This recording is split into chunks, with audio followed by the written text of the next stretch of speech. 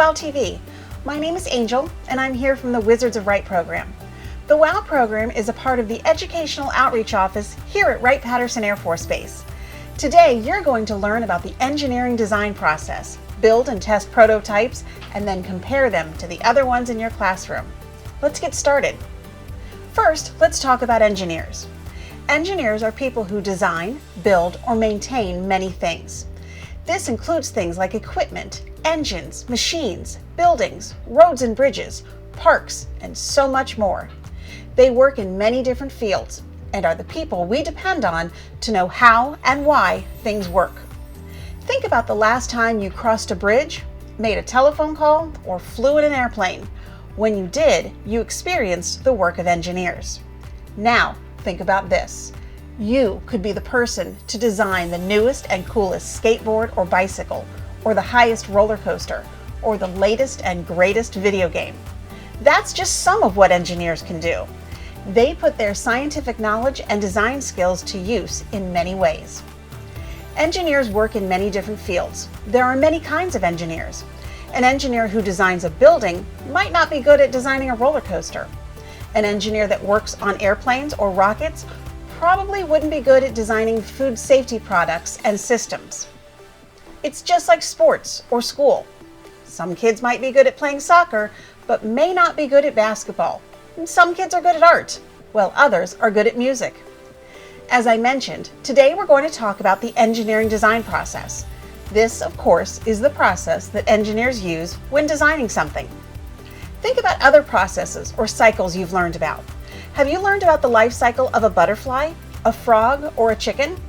I'm going to give you a few minutes to discuss these cycles with your class. What do they have in common?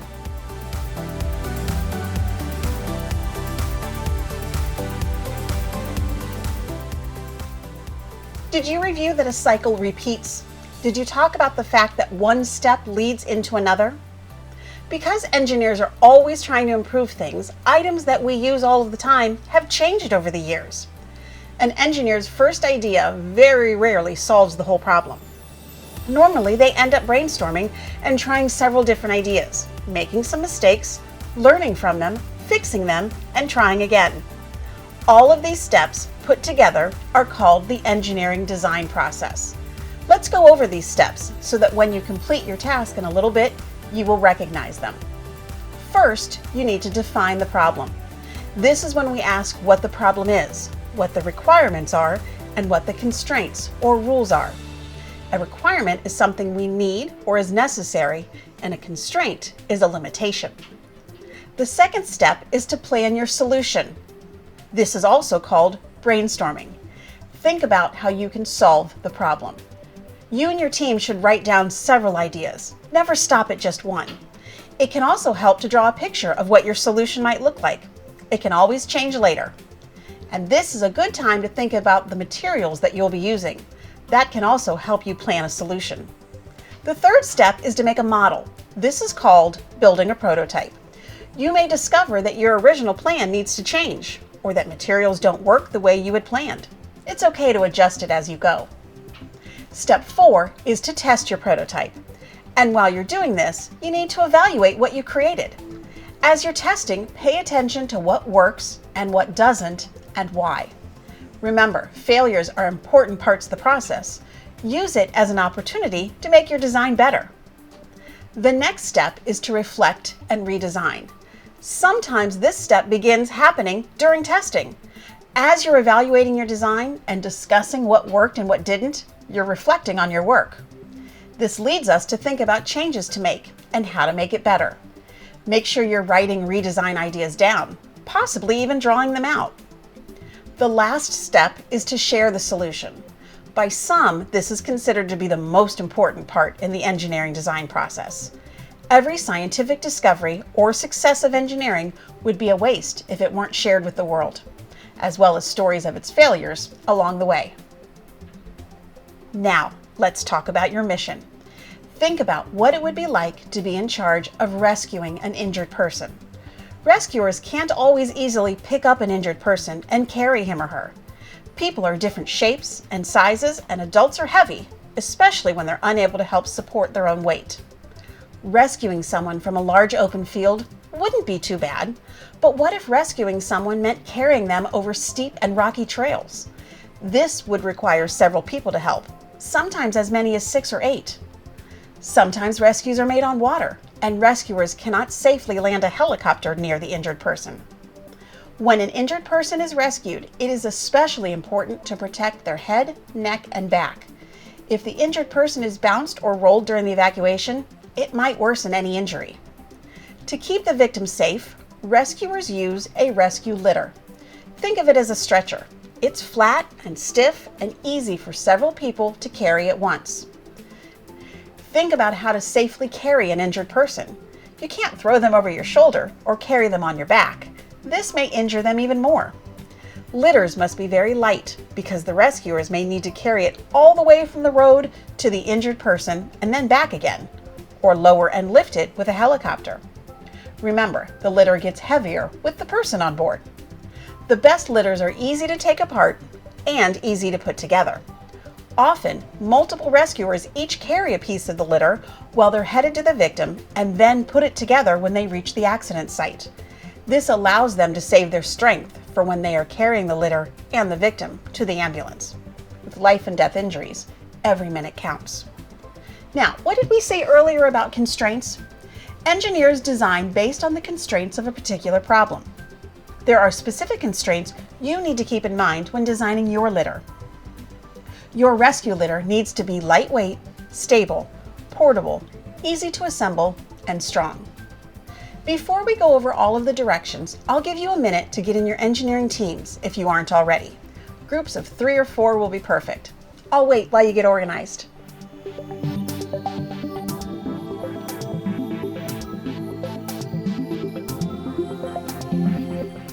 Now, remember the goal of this activity is for your team to design a device that could be used to rescue an injured person. Given the supplies available and the constraints we set, your team will follow the engineering design process and build and test a rescue litter.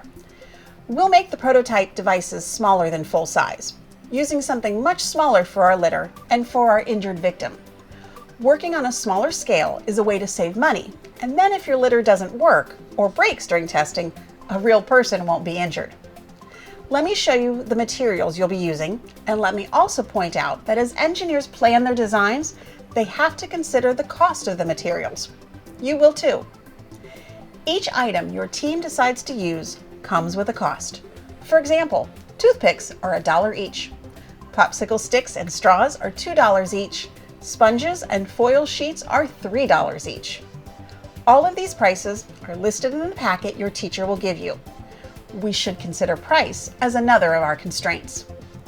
Teachers, before we pause for the engineering teams to build their prototypes, they will need a packet, a model victim, and a rescue backpack.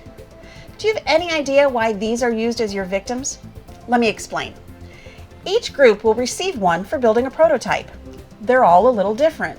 A little bigger, smaller, heavier, lighter, a little different in shape. Your teacher will hold one back that all teams will use for your official test. Just like when building a real rescue litter, the rescue team never knows the size, shape, and weight of a victim before arriving. But their rescue litter has to work, no matter what. So does yours. Whichever victim your teacher chooses for you to use when testing may be a different size, shape, or weight than when you're building. Yet your rescue litter has to work. Here's another important constraint. After creating your prototype, your team needs to be able to take the litter apart, put it into the rescue backpack, and then put it back together again during testing. You cannot build it and keep it already put together in the bag. As you and your team work today, you will have a packet to fill out. Each step must be completed before moving on to the next one. There are places along the way where you should check in with your teacher so you can make sure all steps are being completed. Teachers, I'm turning it over to you now. Please give the teams their packets, their victims, and a backpack. You're in charge of the materials that they purchase and for checking the packets as they move through each section. As they're building their prototypes, you'll also need to set up the testing station. Set up 2 chairs or desks, one representing the location of the injured person in the backcountry, the other representing the location of the ambulance on the other side of the room. Keep in mind, it does not have to be an easy straight path. I'll wait while you build your prototypes and meet you back here before you test them.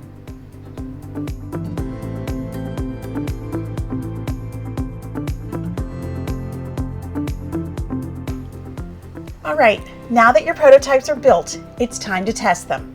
During testing, your litters will be compared with other litters on the following criteria: the mass of your litter, the cost of your litter, the time of your rescue, and the stability of your litter. Before testing, each group should weigh their litter to find its mass. Each team will test one at a time. At the start of a timed test, your team begins at the ambulance, chair or desk number 1, walk with the litter in the rescue bag to the victim at chair or desk number 2, assemble the litter. Teachers, you may choose to determine who assembles the litter or how many team members must be involved. Secure the victim to your litter. Work together to transport the litter and injured person back to the ambulance. Remember, carrying the litter is not a one-person job. There must be at least 2 students carrying the device and the victim. The more students involved, the better. To increase the challenge, try using only your fingertips to balance and carry the litter. As your group returns to your desks, fill out the table in your packet. What was the litter mass, the cost, the time of your rescue, and the stability of your litter? If your victim falls at any time, your litter is unstable.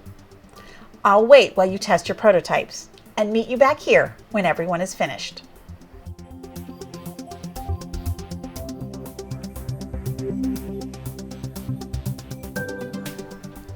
I hope you enjoyed that, and I hope your rescue litters worked. Now would be a great time to discuss your data, your results, and your redesign ideas. Is there a way to make your prototype even better, or sturdier, lighter, able to carry more weight? You should also review the steps of the engineering design process, why each one is important, and why one has to be done before the other. Do you have an opinion on which is the most important step of the process? Thanks for joining me. Teachers, thanks so much for using this WOW lesson, and please check out more at our website at wpafbstem.com.